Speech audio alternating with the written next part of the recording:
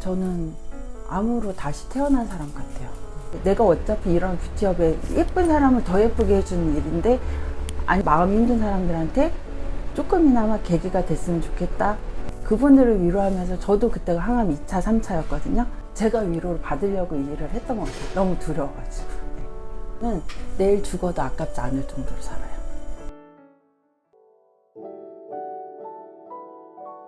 안녕하세요. 저는 보통 영문 이름을 쓰기 때문에 셀린 송이라고 합니다. 원래는 20대 때 필리핀 마닐라에서 한 17년 정도 거주를 하다가 우연한 계기에 국가검진으로 인해서 한국을 나와가지고 유방암 진단을 받게 되면서 새롭게 다시 한번 제2의 인생을 한국에서 이제 자의적으로 다시 살게 됐고요. 여성분들 하시는 속눈썹 펌이나 연장이나 이런 것들 다 곁들인 토탈 뷰티샵으로 운영하고 있습니다.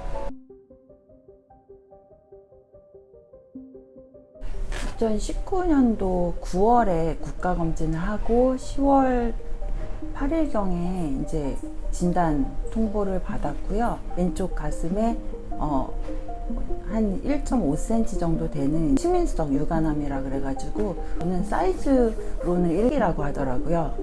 마닐라에서 메이크업샵을 한 본격적으로 제대로 오픈을 해봐야겠다. 한국에서 필요한 재료든 인테리어든 그런 영감을 좀 얻고 싶어서 한 3개월 정도 5살 된 막내 아들하고 같이 한국을 잠깐 나와서 국가검진에 대한 좀 인지도는 사실 크지는 않았는데 충분히 그냥 하자. 어차피 우리가 말하는 공짜니까.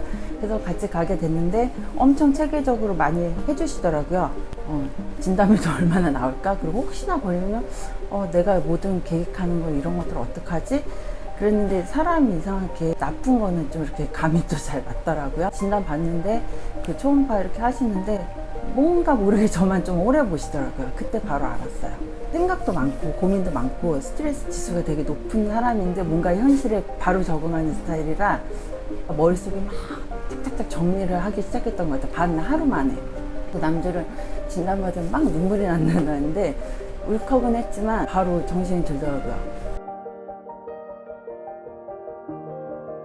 중요한 건 예약이 안 잡히는데 유방센터에다가 계속 가까운 날짜로 정말 잡기가 어려우니까 수십 번 전화를 해야 된다. 그래서 다행히 한 3주 뒤로 예약이 잡혔는데 그 시간이 저도 그렇지만 지금도 저한테 물어보는 분들이 병원 예약 잡을 때 그때 어떻게 멘탈을 잡아야 되는지 그 시간에 뭘 해야 되는지 뭐 이런 것들 외래를 잡고자 하는 분들한테 제일 고통스러운 시간 같아요. 진짜 마음가짐. 그러니까 남들은 살려고 살잖아요. 그래서 저는 내일 죽어도 아깝지 않을 정도로 살아요. 악착같이 이거를 살아내야지 그러면 힘든데 나는 이만큼 30살, 40살 다 지나가면서 아이들 뒷바라지하고 내가 쉼없이 왔지만 어느 정도 부는 축적했을지 모르겠지만 전혀 즐기지 못했던 거예요. 사람들은 그래서 내려놔라 지만 그 내려놔라가 뭔지 몰랐어요. 진짜 제일 진한 절친이 해준 말이 이제 때가 됐다. 그래서 뭐가 하겠대. 너 이제 남들한테 할 말도 하고 그냥 하고 싶으면 쌍욕도 하고 살아. 눈치 보지 말고 살아. 이제 네 맘대로 살 수 있게 돼서 너무 다행이다. 그게 진짜 제일 큰 위로가 됐던 것 같아요. 결국 내가 스트레스를 받으면서 항상 착하지 않은 배려를 하는 사람처럼 살았던 것 같아요. 그게 저는 진짜 큰 계기예요. 싹 변했어요. 원래는 메이크업을 했던 사람이라 메이크업에서 시작이 됐어요. 여성암이다 보니까 그냥 남들은 항암하면 당연하게 머리를 밀고 털이 다 빠지고 아프니까 그런 외모로 살 수 있을 거라고 생각하지만 상당히 그 심리적인 박탈감과 그 자괴감이 들거든요. 저는 문득 그때 바로 딱 들었던 생각이 내가 어차피 이런 뷰티업에 예쁜 사람을 더 예쁘게 해주는 일인데 아니 마음이 힘든 사람들한테 조금이나마 계기가 됐으면 좋겠다 해서 이제 재능 기부라는 걸 아이디어를 냈는데 너무 그게 환우분들한테 필요한 내용이라는 걸 알게 됐어요.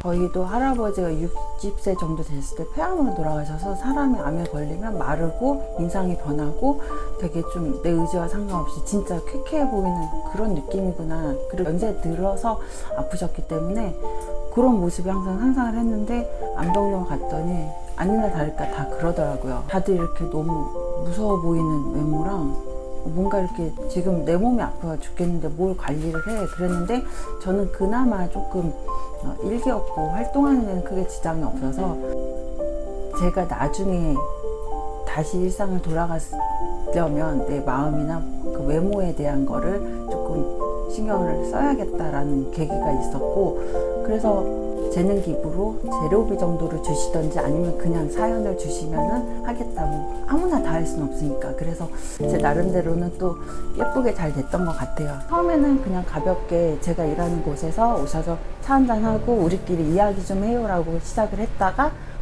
요청이 많이 들어왔죠. 저도 해주세요. 저도 이렇게 하고 싶어요. 저렇게 하고 싶어요.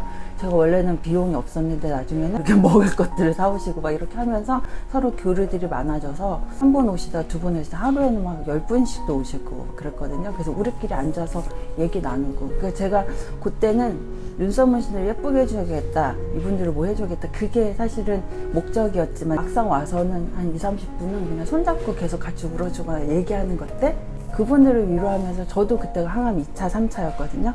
제가 위로를 받으려고 이 일을 했던 것 같아요. 너무 두려워가지고.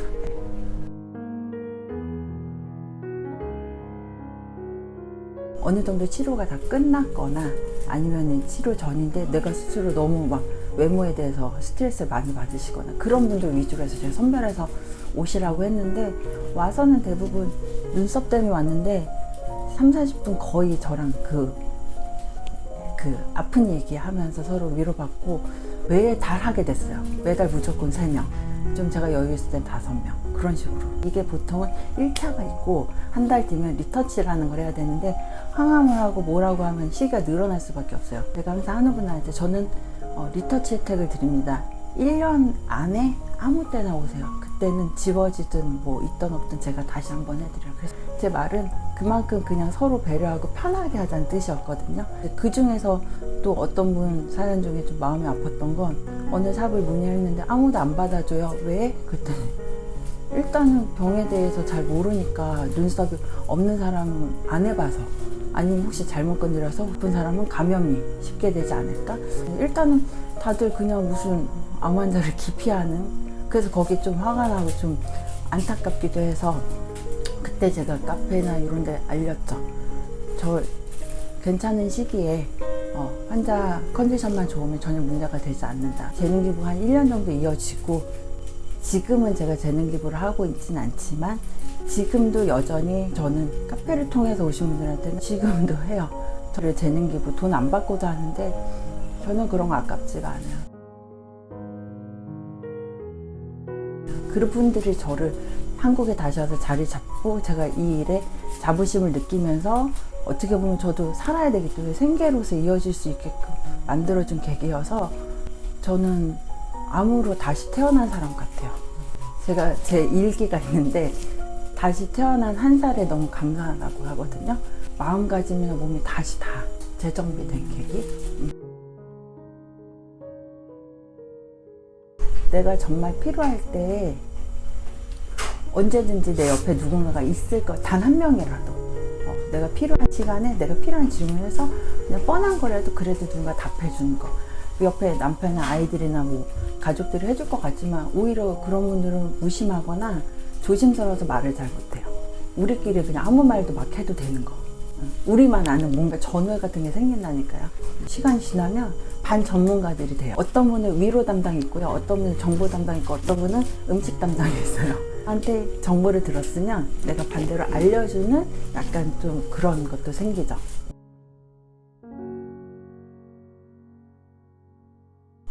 어찌 보면 그냥 막 병인데 병에 집중하지 않았으면 좋겠어요. 아주 간단하게 지켜야 되는 내 생활 규칙.